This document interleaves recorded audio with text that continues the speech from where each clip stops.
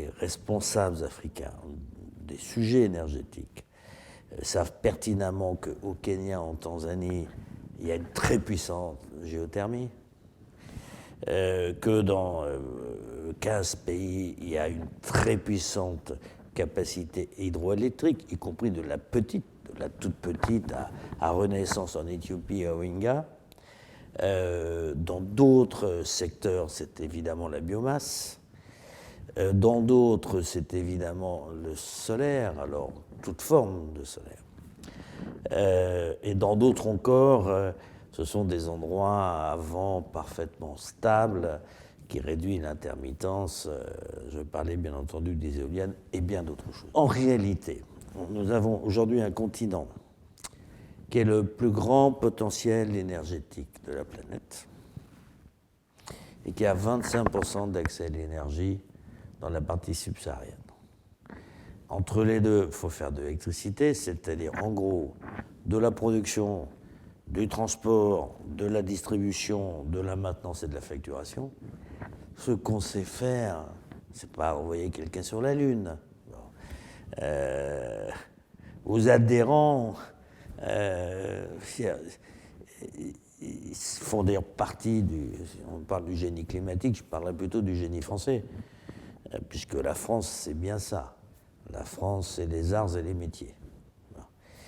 Mais revenons à l'Afrique. Donc on sait pertinemment, ça ne pose pas de problème technologique, et la nouvelle technologie nous aide en réduisant les coûts, on sait pertinemment aujourd'hui équiper ce continent à 100%, on va dire 80%, parce que les 10 ou 15 derniers sont les plus compliqués, les plus chers. Mais on sait faire un plan massif.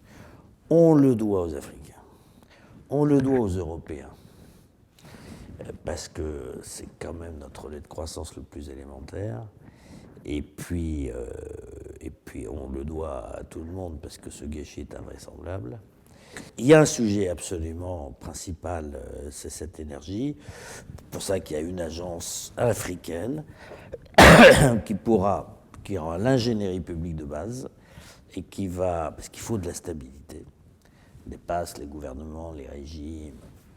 Et cette équipe de haut niveau disposera d'un peu de subventions internationales, une 50aine de milliards, car ce n'est pas vrai qu'on peut faire un plan massif d'énergie sans une part d'argent public gratuite, comme les États ne l'ont pas, c'est donc la communauté internationale. Donc c'est un plan auquel j'espère les entreprises françaises pourront participer.